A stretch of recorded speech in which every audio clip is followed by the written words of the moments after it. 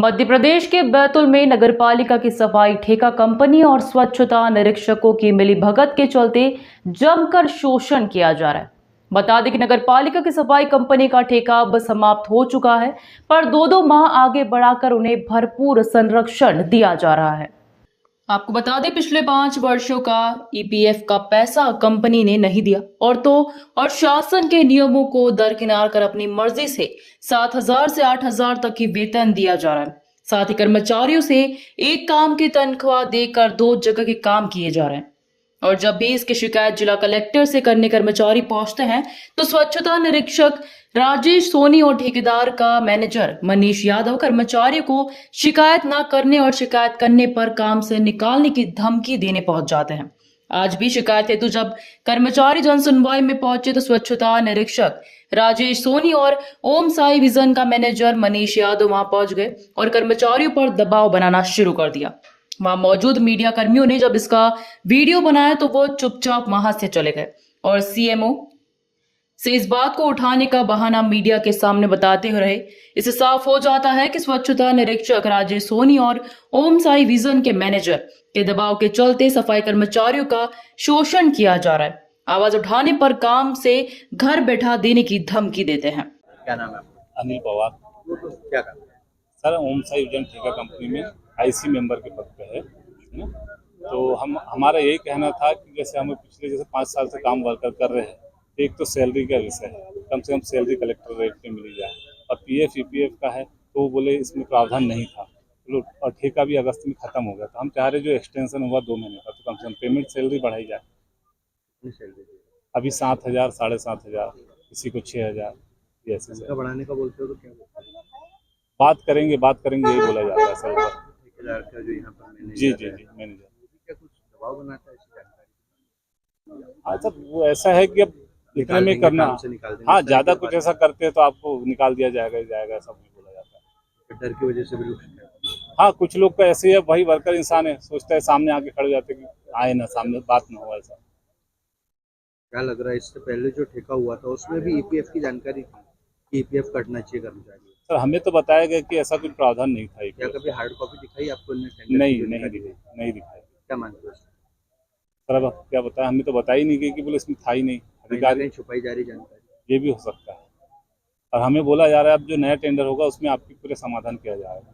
तो अगर आपकी अभी भी मांगे पूरी नहीं होगी सर, अब हम यही इसीलिए आए हैं कि मांगे तो वैसे पूरा होना चाहिए, और हम तो चाह रहे हैं सैलरी, कम से कम सैलरी तो बढ़े। 6,000 7,000 में क्या होता है बताइए महीना पूरा। और कर्मचारी इतना सफाई, सभी भाई लोग सुबह से शाम तक काम करते हैं, कचरा उठाते हैं, कोई स्वच्छता का वो देते हैं, सहयोग करते हैं। अगर आपकी मांगे नहीं मानी जाती तो आगे क्या करें? तो चरणबद्ध तरीके से अभी जैसे आवेदन दिया है, कलेक्टर साहब से मिलेंगे, फिर आगे और भी जो हो जाए उतना कर सकते हैं। विजय जायसवाल। कहाँ से आए? मैं बैतूल अर्जुन नगर से नगर पालिका के माध्यम से ओम साई विजन जो संस्था है उसमें कार्य कर रहा हूँ पिछले 5 सालों से। क्या समस्या थी? क्या शिकायत? समस्या ये है सर, जैसे हम पिछले 5 सालों से जो काम कर रहे हैं उसमें हमारी पेमेंट नहीं बढ़ी अभी तक। तो हमने ऑफिस में सर लोगों को भी इसके बारे में जानकारी दी थी कि सर प्लीज़ पेमेंट बढ़ाइए, नहीं बढ़ी। इसके फिर अब अभी कलेक्टर ऑफिस आए इसी के माध्यम से आवेदन देने के लिए कि हमारा जो ईपीएफ और पीएफ का पैसा है, पुरानी जो निविदा है उसका, वो पैसा भी हमको आज तक उसकी कोई जानकारी नहीं है कि वो कितना है, क्या है, मिलेगा नहीं मिलेगा।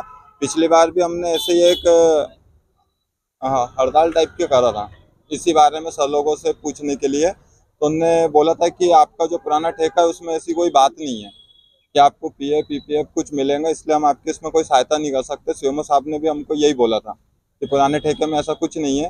पर अभी हमने सर से बोला कि इसकी हमको एक हार्ड कॉपी बताइए जिसमें ऐसा लिखा हो, तो उन्होंने अभी ऐसा कुछ बताया नहीं है।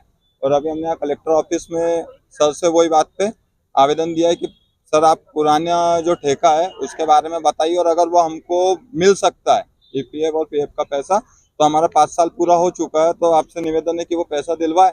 और जो नया ठेका आ रहा है उसमें हम लोगों के हिस्से संबंधित जो भी विषय है वो सर हमको बताइए और वो प्रावधान लागू कीजिए, नहीं तो पता चला इस साल भी आगे अपना ठेका होता है और हमको वो सुविधा मिले ही ना। समय समय पे इक्विपमेंट जो दिए जाते हैं कितने बार मिले आपको? 5 साल क्या दिए जाते? सर वो देते हैं समय समय पे, जैसे कोई भी एक्टिविटी हो, कुछ भी हो, कर्मचारी जैसे टी शर्ट वगैरह, ग्लव्स वगैरह समय समय पे देते रहते हैं। उस 5 साल में कितने बार? कई बार दे दिए, 10 15 20 बार तो दिए हो गए। इसकी शिकायत आपने इसके जो कंपनी का जो मैनेजर है ठेकेदार उनको बोलते हैं सर तो वो दे क्या देते हैं, बोलते हैं? वो दे देते हैं। नहीं ये वीपीएफ और ये इसके बारे में तो अभी सर से बात हुई है तो वो बोलते हैं कि इसका पुराने ठेके में ऐसी कोई प्रावधान नहीं है, तो ये चाहे कुछ हो जाए वो नहीं मिलेगा।